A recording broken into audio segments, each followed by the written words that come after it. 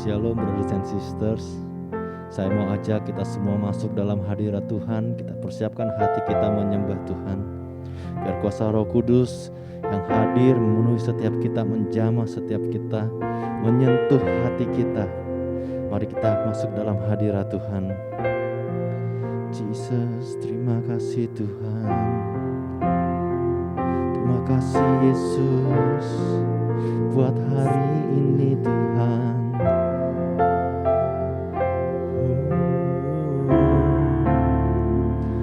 Kami butuh Engkau Tuhan, hadir Tuhan di dalam rumah kami Tuhan. Kau butuh Engkau Tuhan. Kami butuh Engkau Tuhan, hadir di tengah-tengah kami Tuhan. Terima kasih Bapa, terima kasih Yesus. Jesus.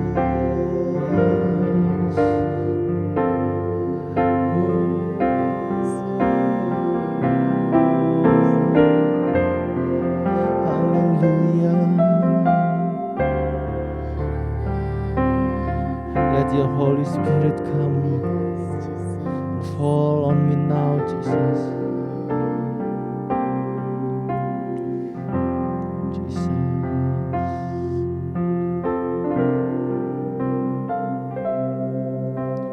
Come, Holy Spirit, fall on me now. I need your anointing. Come in your palm. I love you, Holy Spirit. You're captivating my soul, and every day I grow to love you more. Come, Holy Spirit, fall on me now. Need your anointing, come in your palm. I love you, Holy Spirit. You're captivating my soul, and every day I grow to love you more. I'm reaching for your heart. You hold my life in your hands, drawing me closer to you. I feel your power in you. Nothing compares to this place where I can see you face to face. I worship you in spirit and in truth.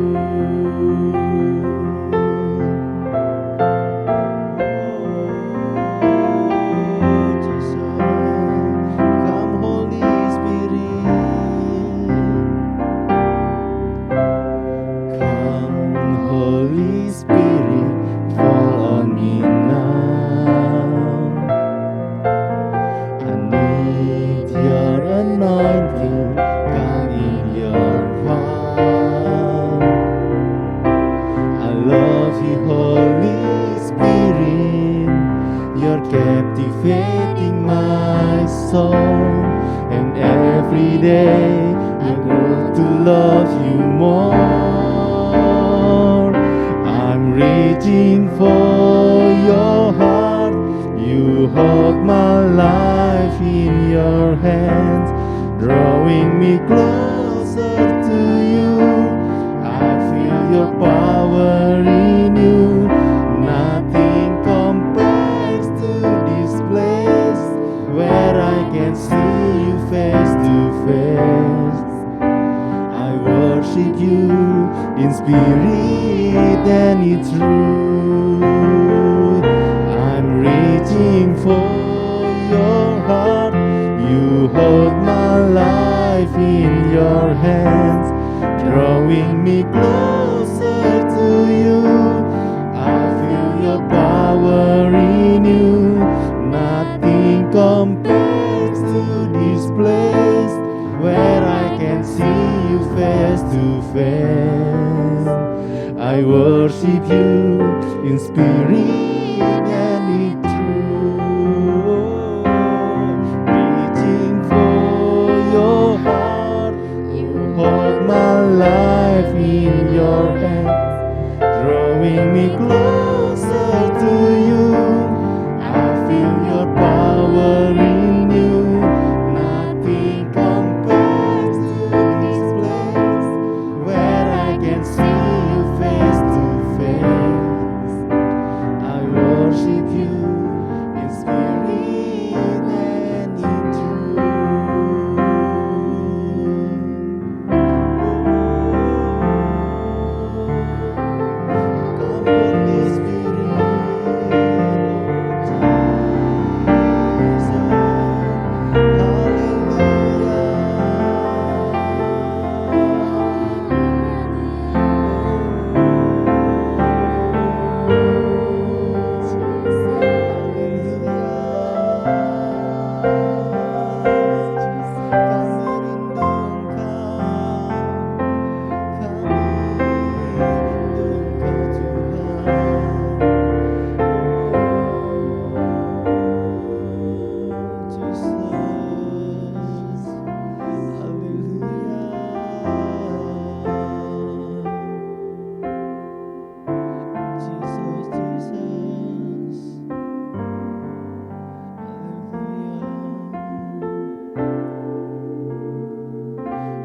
reaching for your heart. You hold my life in your hands, drawing me closer to you. I feel your power in you. Nothing compares to this place where I can see you face to face. I worship you in spirit and in truth. I worship you in spirit and in truth. I worship you in spirit and in truth.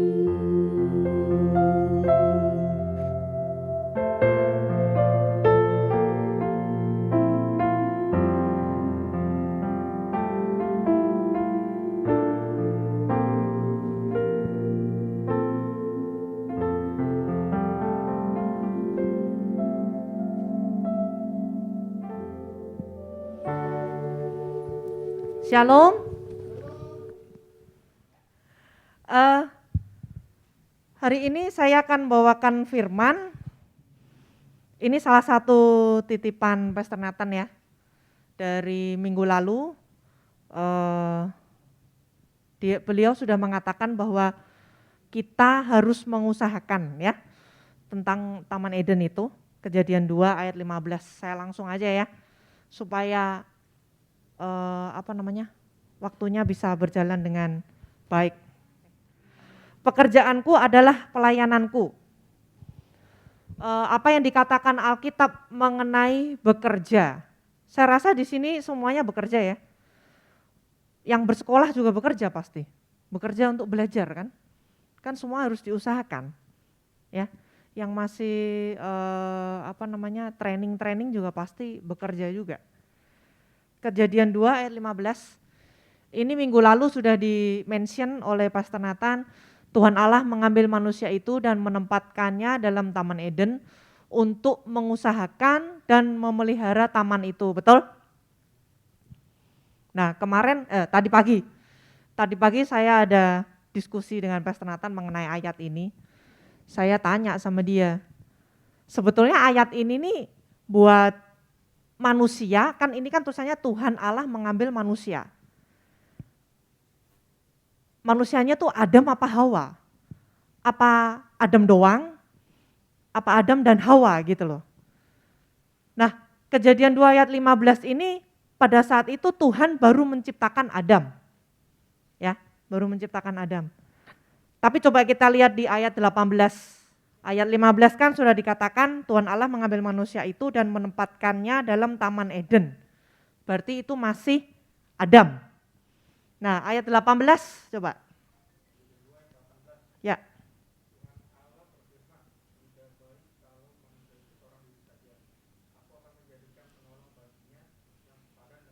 Nah ini ngomong mengenai penciptaan siapa? Hawa. Berarti ayat 15 tadi untuk mengusahakan Tuhan berfirman kepada Adam. Terus baru ayat 18 Tuhan menciptakan Hawa. Berarti kesimpulannya yang bekerja Adam atau Hawa?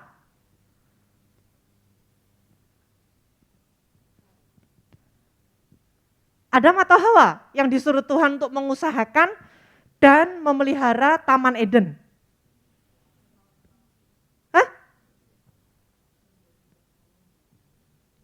Adam atau Hawa? Atau dua-duanya? Dua-duanya? Pasti? Yakin? Iya betul, dua-duanya. Kenapa dua-duanya? Karena Tuhan bilang menciptakan Hawa sebagai penolong. Lah kalau sebagai penolong, ketua misalnya leadernya Adamnya ini udah dikasih tahu, kamu harus memelihara loh, harus mengusahakan. Terus dia dikasih penolong, berarti penolongnya juga ikut mengusahakan dan memelihara kan? Ya. Kenapa wanita itu disebut penolong? Saya merasa bahwa wanita itu lebih kuat dari pria. Soalnya pria penuh penolong kok. Tuhan sendiri yang ngomong loh. Iya kan? Di sini lebih banyak wanita ada kayaknya daripada pria. Jadi saya mau bilang wanita-wanita, ayo kita harus jadi penolong yang hebat. Kalau sudah punya suami ya penolong yang hebat buat suami-suami. Bukannya menindas ya, bukannya terus meremehkan, ya enggak gitu. Ada banyak istri-istri yang pekerjaannya lebih hebat daripada suaminya, tapi bukan berarti itu kita harus tidak tunduk kepada suami, itu enggak benar. Tetap kita harus mengakui mereka sebagai kepala rumah tangga. Oke, next slide berikutnya. Mengusahakan dan memelihara, sejak manusia diciptakan, Tuhan sudah merancang manusia menjadi makhluk yang bekerja. Tuhan sudah memberikan tanggung jawab itu kepada manusia. Percaya ya, ini ya. Tapi di Kejadian 3 ayat 17 sampai 19, Tuhan bilang apa? Lalu firman-Nya kepada manusia itu, karena engkau mendengarkan perkataan daripada istrimu terus memakan buah yang dilarang untuk dimakan. Makanya Tuhan ngomong kan, bersusah payah dalam pekerjaanmu, mencari rezekimu dari tanah seumur hidupmu.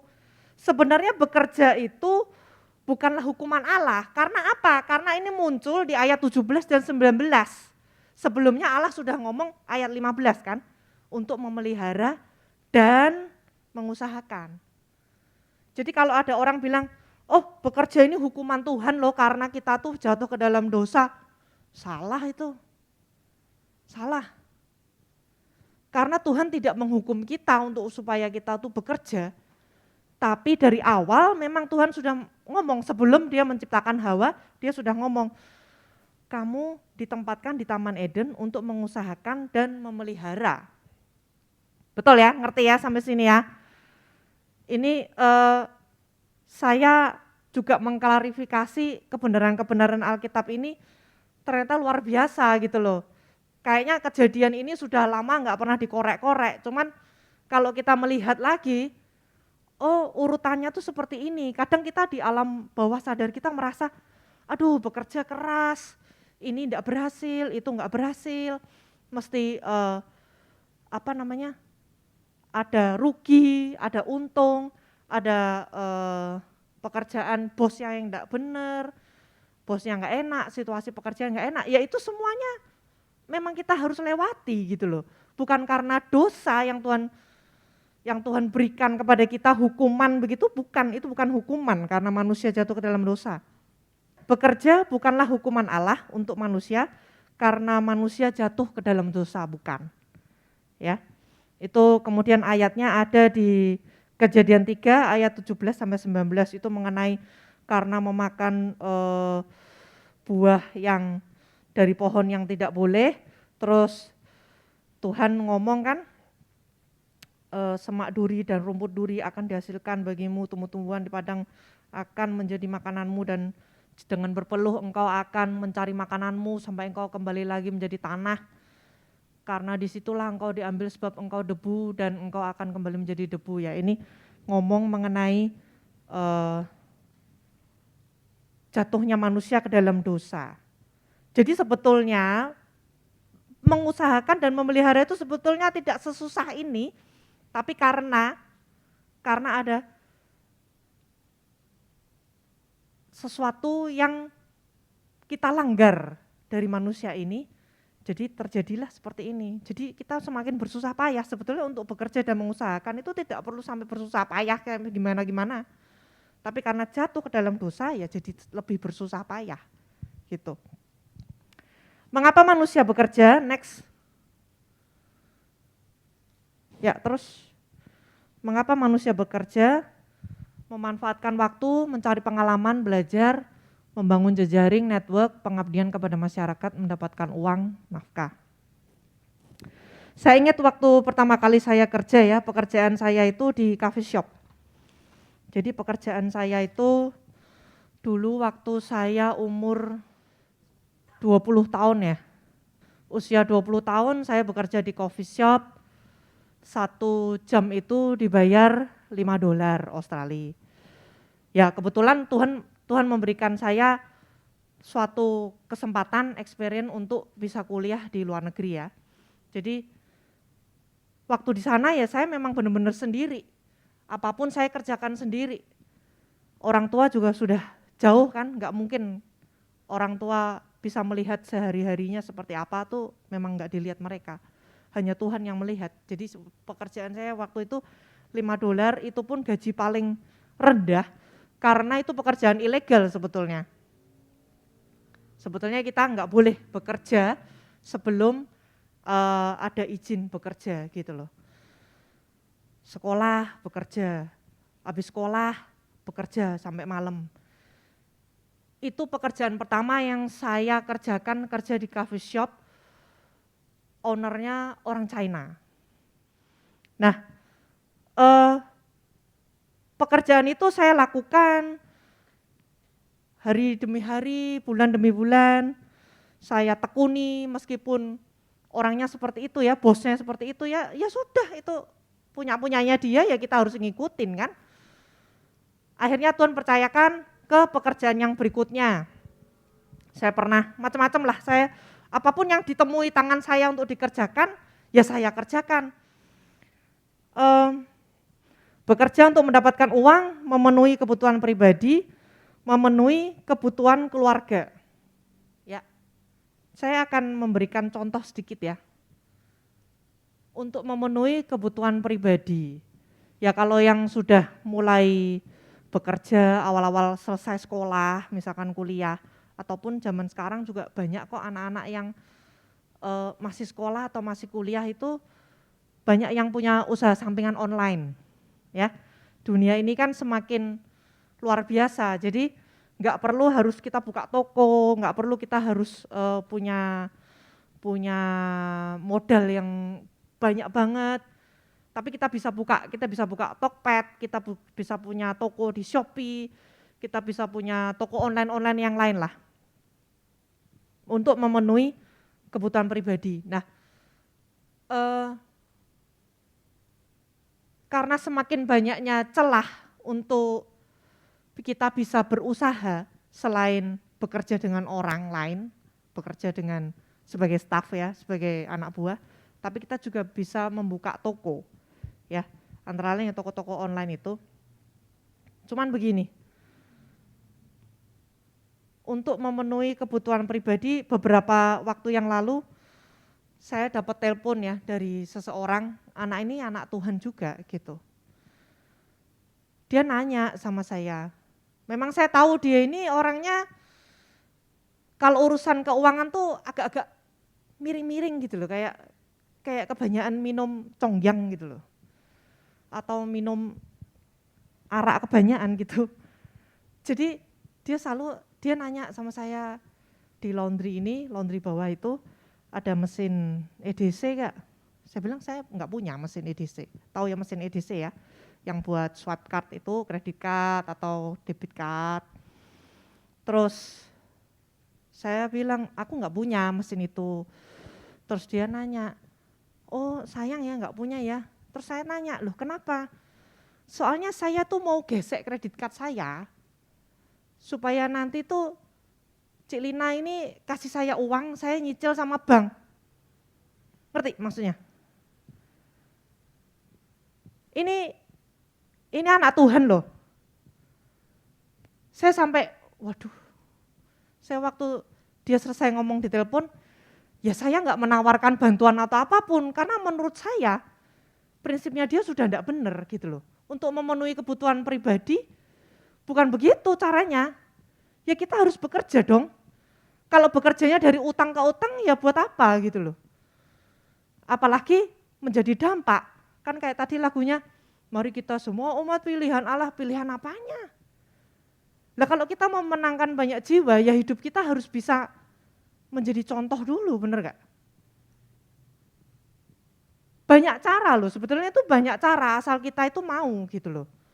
Cuman kadang kita suka ada gengsi, suka ada males, suka ada hal-hal yang maunya enak gitu loh, maunya enak. Jadi saya susah mau ngasih nasihat sama orang ini tuh agak susah. Karena kayaknya udah ngoyot gitu loh. Udah berakar, udah ngoyot. Jadi ya biar Tuhan sendiri aja lah yang ngomong sama dia gitu. Daripada berdebat kan. Saya sampai mikir, waduh bagaimana ya. Udah jadi anak Tuhan, kok seperti itu untuk memenuhi kebutuhan pribadi. Apalagi untuk memenuhi kebutuhan keluarga. Sudah punya anak, sudah punya istri, pekerjaannya masih hidupnya dari kredit card. Hidupnya dari utang. Saya enggak melarang utang, tapi kalau memang misalkan utang untuk kebutuhan pribadi itu enggak benar.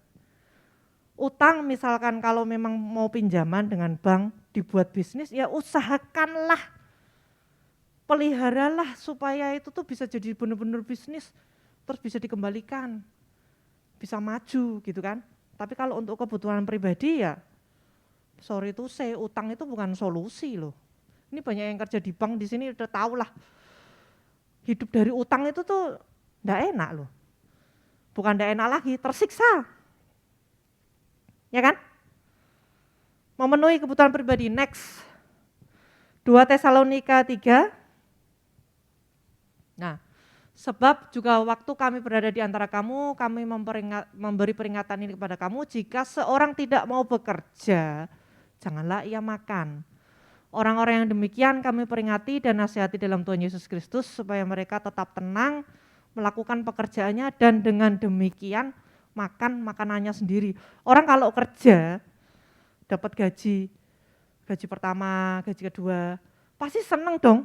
Bisa beli barang-barang sendiri, bisa beli makan di restoran yang enak, makan sendiri. Lah kalau makan pergi beli barang, pakai duitnya orang kan enggak enak. Apalagi masih ngutang. Makanya saya sama Pastor Nathan tuh tidak pernah pakai kredit card untuk ngutang karena kita beli barang atau nyicil barang karena kita enggak punya duit. Enggak pernah. Jadi gini loh, kredit card itu disediakan supaya kalau kita ada emergency itu bisa dipakai. Contoh, tiba-tiba ada yang sakit, perlu sekian juta, ya itu kan mau enggak mau, kita harus itu kan, kalau kita enggak punya asuransi, harus dikeluarkan. Nah itu, emergency itu untuk seperti itu, tapi kalau untuk kebutuhan barang mewah, beli Samsung, beli iPhone, beli iPad, ada yang terbaru beli lagi, ya kalau memang duitnya cukup ya enggak apa-apa, cuman jangan nyicil terus lama-lama kepelintir, ya kan? Nah, untuk memenuhi kebutuhan keluarga, tadi untuk memenuhi kebutuhan pribadi ya, 1 Timotius 5 ayat 8, tetapi jika ada seorang yang tidak memeliharakan sanak saudaranya, apalagi seisi rumahnya, orang itu murtad dan lebih buruk dari orang yang tidak beriman. Wes murtad lebih buruk dari orang yang tidak beriman. Sadis. Ya tapi memang ini yang dikatakan Tuhan. Kalau kita sudah punya keluarga, tapi kita tidak memelihara seisi rumahnya itu sama dengan orang yang murtad yang lebih buruk dari orang yang tidak beriman. Bagaimana orang yang tidak beriman tapi lebih buruk lagi? Murtad pula. Jadi kalau kita yang di sini yang masih jomblo-jomblo ini mau menikah harus memeliharakan keluarganya. Kalau enggak, ya itu lebih buruk dari orang yang tidak beriman. Orang itu murtad istilahnya begitu. Saya ini waktu bekerja jadi tukang parkir, jadi McDonald, tukang laundry, semuanya itulah sudah pernah saya alami.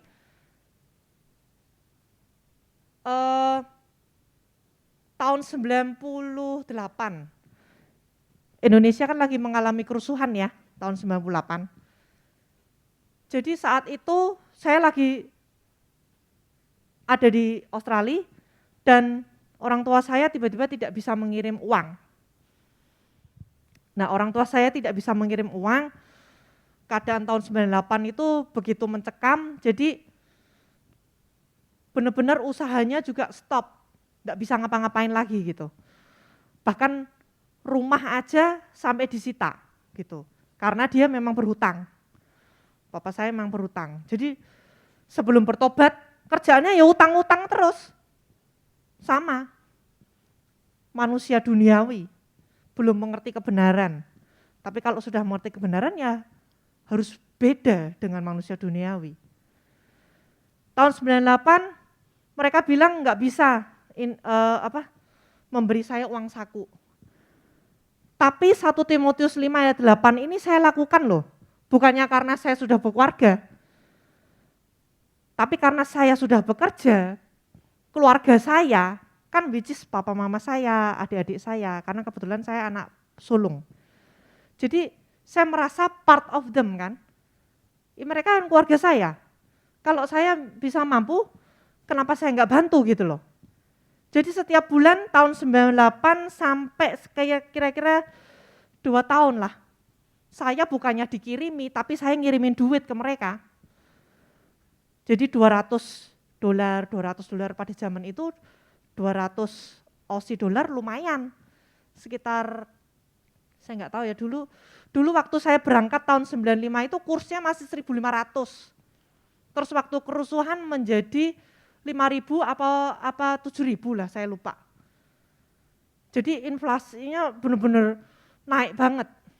Nah dari situ ya karena saya yakin Tuhan tempatkan saya di beda tempat, which is saya sudah bisa bekerja sendiri, ya saya melakukan ini.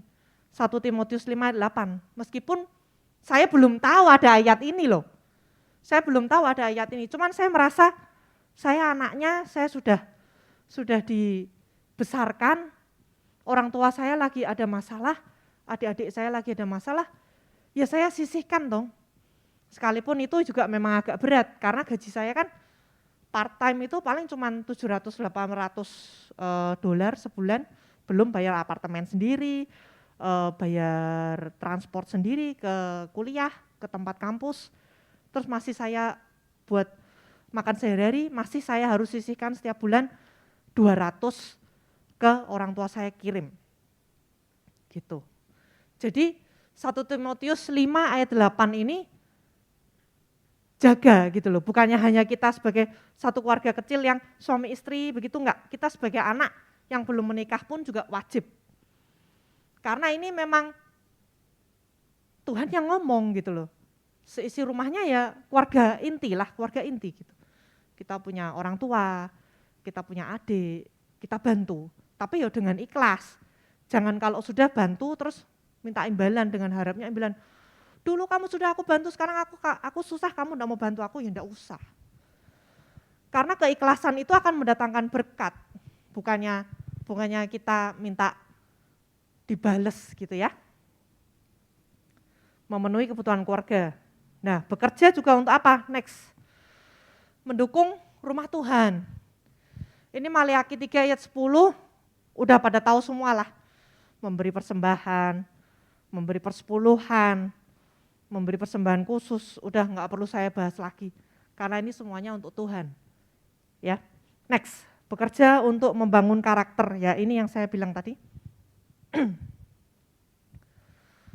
Membangun karakter, Amsal 27 ayat 17, besi menajamkan besi, orang menajamkan sesamanya. Bekerja ini pasti ada up and down ya. Pasti dari kita kalau nggak usaha sendiri, kerja sama orang. Kerja sama orang pun juga pasti ada tantangannya. Betul? Bekerja sendiri juga pasti ada tantangannya. Sama anak buahnya, sama teman sekerja, sama bosnya. Jadi itu membangun karakter kita, tergantung kita menyikapinya seperti apa. Kalau kita menyikapinya responnya nggak baik, ya selamanya akan pindah-pindah kerjaan, sama kah? Kalau mau jadi bos pun juga sama anak buah harus yang benar dong. Jangan sampai kita itu menjadi batu sandungan buat mereka, sekalipun mereka beragama lain ya. Apalagi kalau mereka beragama lain, tambah-tambah. Bekerja adalah kesempatan memberi dampak. Ya ini next selanjutnya. Bekerja kesempatan untuk memberi dampak, sudah kita tahu semua ya, Matius 5 ayat 13-14, kamu adalah garam dunia, terang dunia, umat pemenang, yang tadi kita nyanyikan. Dan saya percaya bekerja ini perlu kita lakukan sebagai hal untuk pelayanan. Hidup untuk Kristus, memberi dampak, bekerja untuk memperluas kerajaan Allah di muka bumi, menjangkau jiwa-jiwa.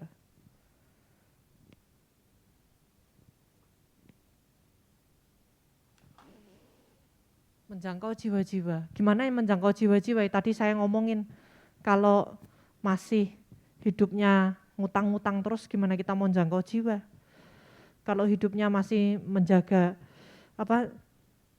mengandalkan kredit card, ya bagaimana kita mau mengandalkan jiwa?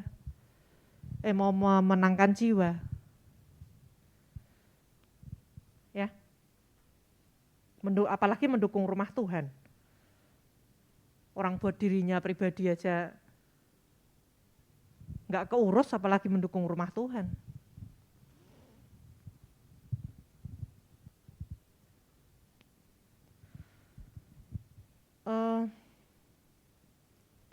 Situasi sekarang ini kan serba tidak menentu ya. Kalau kita punya pekerjaan, masih diberi kesempatan untuk bekerja, bekerjalah dengan baik. Karena akhir-akhir ini juga banyak orang yang minta pekerjaan loh, cari pekerjaan, minta pekerjaan itu banyak. Bukan cuman orang yang butuh pekerjaan supaya ada waktu luang yang buat bekerja begitu, enggak.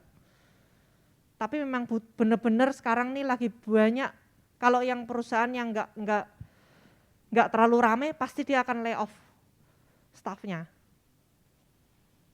Banyak pengangguran sebetulnya ini, dunia ini. Jadi ayolah kita yang sudah bekerja, bekerjalah dengan baik. Yang masih sekolah, sekolahlah dengan baik. Supaya nanti dapat pekerjaan yang baik, betul toh? Jadi pengalaman hidup saya dari tahun 95 ketika saya keluar dari rumah sampai hari ini, ada ndak enaknya? Ya banyak nggak enaknya. Ada enaknya nggak? Ya ada enaknya. Tapi kalau kita bergantung sama Tuhan, segala hal itu pasti mungkin. Kalau kita punya prinsip, segala hal pasti mungkin. Banyak godaan lah. Mau ngutang juga bisa, mau kredit card juga bisa. Cuman kita harus ngerti posisi kita di mana. Prinsip kita apa. Kalau prinsip kita tetap teguh, tegak, pasti Tuhan akan menolong kita. Amin. Amin.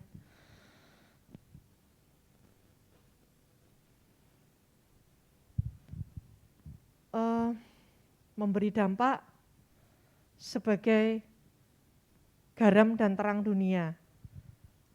Ini sesuai dengan visi Hope Church ya, to complete the Great Commission, untuk menjadikan bangsa muridku. Tuhan yang bilang. Ya ini sebetulnya bekerja itu ladang yang terbaik, tapi kita harus memberi contoh yang terbaik. Amin. Saya nggak akan panjang lebar. Cewek, perempuan, kalian bukannya tidak boleh bekerja. Kalau nanti punya suami yang bilang, kamu nggak usah bekerja, di rumah saja, semuanya dicukupi. Yo alhamdulillah, ya toh. Kan seneng, cewek tuh seneng loh kalau di rumah nggak usah kerja, tuh seneng. Kebutuhannya, asal kebutuhannya dicukupi loh ya. Kebutuhannya dicukupi. Tapi kalau memang suami gajinya masih kurang, masih ada banyak kebutuhan, ya ayolah kita harus menjadi penolong, kita harus menjadi cewek-cewek yang mau kerja gitu loh. Saya sendiri dari kecil itu saya enggak pernah diem. Selalu pengen kerja ini, kerja itu. Dulu waktu saya masih sekolah nih, saya masih ingat banget, saya tahu orang tua saya itu lagi enggak punya duit gitu. Apa yang saya lakukan? Saya ngelowain kertas koran, ngelowain dus-dus yang ada di gudang itu, saya beresin, saya lowain. Ya memang sebetulnya enggak ada value-nya gitu ya, ngelowain kayak begitu untuk menolong orang tua saya. Tapi waktu saya kecil tuh saya juga heran kenapa saya punya pikiran kayak gitu ya. Maksudnya membantu orang tua saya dengan hal seperti itu. Saya jual botol-botol, kalau zaman dulu botol-botol beling itu laku dijual, nggak tahu kalau sekarang ya. Botol-botol plastik, majalah, koran, kertas koran, dus-dus itu bisa dikiloin, masih bisa ada value-nya. Tapi kalau sekarang mungkin nggak terlalu lah, sampah-sampah seperti itu mungkin nggak terlalu, apalagi kertas koran, orang juga jarang sekarang iniin kertas koran. Nah dari situ saya belajar terus, makanya bekerja itu buat saya bukan suatu paksaan, tapi memang saya senang bekerja gitu loh. Di rumah pun saya enggak bisa diem, kadang pengen belajar ini, pengen belajar itu, bikin kue, bikin ini, bikin itu, terus apalagi ya yang bisa ya. Saya memang bukan orang yang model kayak Pastor Nathan ya, dia itu kan orangnya lebih akademis daripada saya. Jadi saya ini orangnya yang memang suka bekerja dengan tangan. Kalau Pastor Nathan bekerjanya dengan otak, saya dengan tangan. Jadi kalau dikombinasikan sebetulnya cocok, yang satu otak, yang satu tangan gitu ya. Bisa bekerja sama dengan baik. Nah itulah cewek-cewek jangan sampai istilahnya dianggap, wah kamu nih tidak bisa bekerja, kamu nih tidak mampu lah. Perempuan tuh tidak bisa lah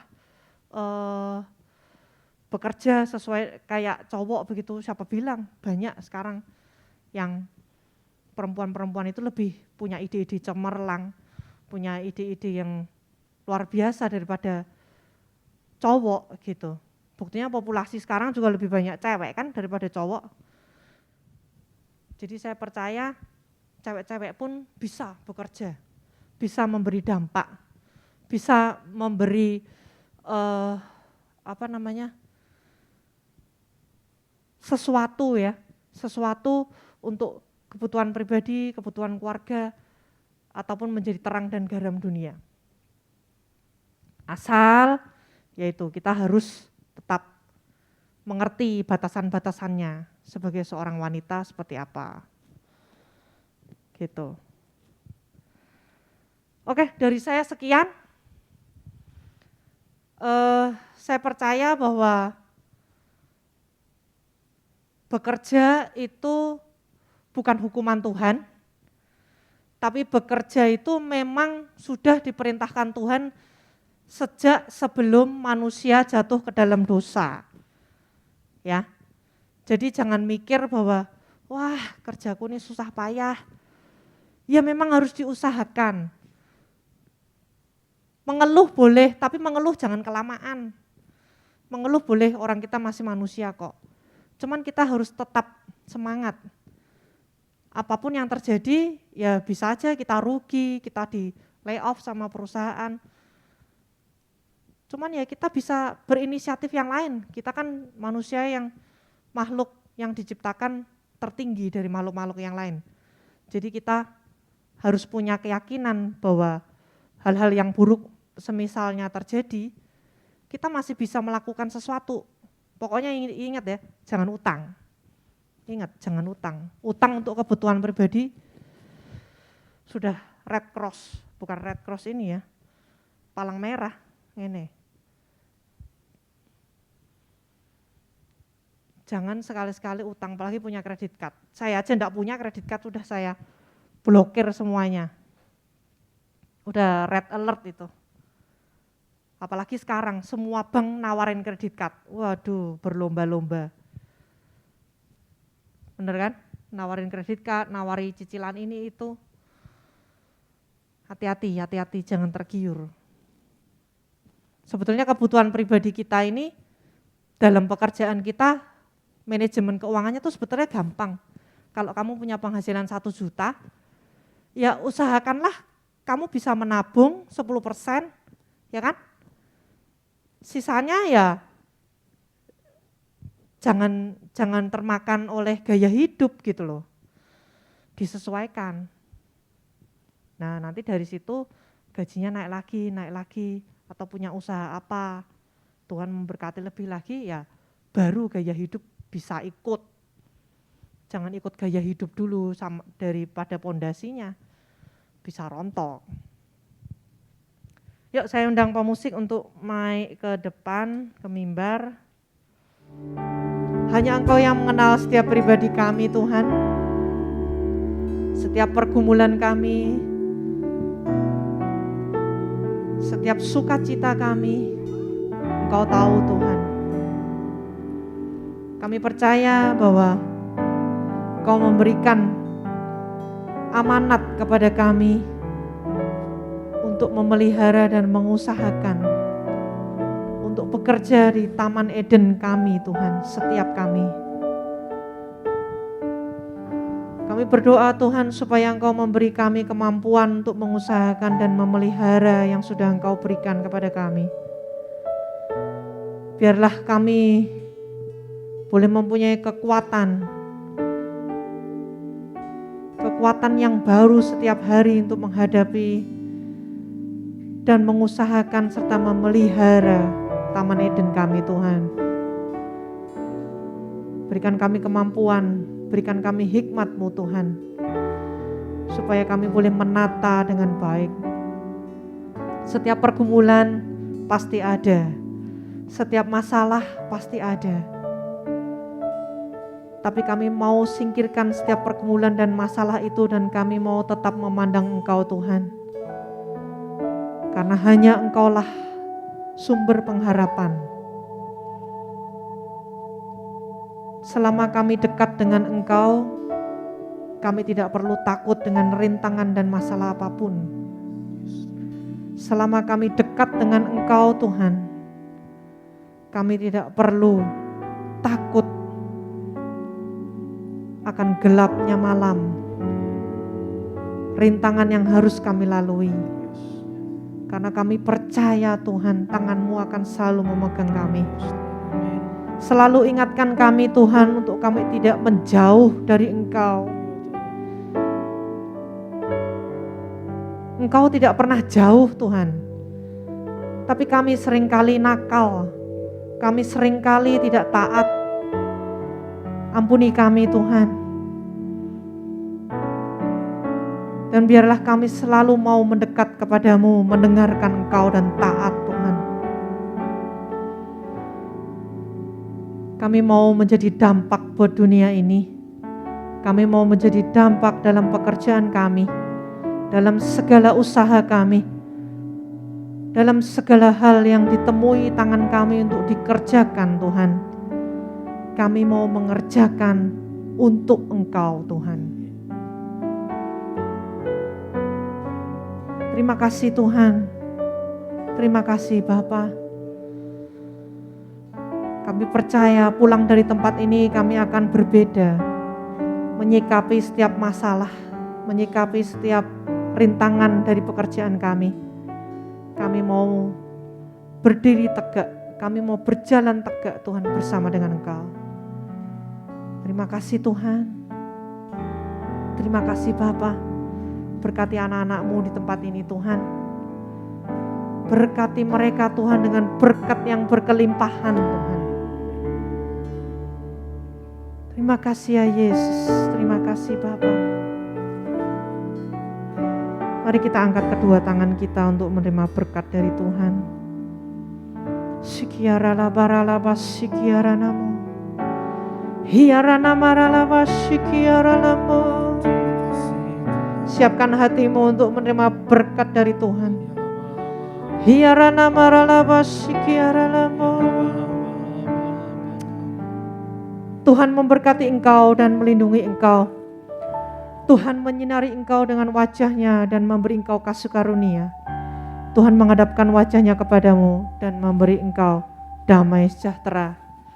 Oleh karena itu pulanglah, bawalah berkat damai sejahtera, sukacita. Apapun yang dikerjakan tanganmu, Tuhan akan memberkati engkau berhasil dan beruntung. Dan kita yang siap menerima berkat Tuhan bersama-sama kita katakan Amin. Amin. Selamat hari Minggu, Tuhan Yesus memberkati. Allah sanggup melakukan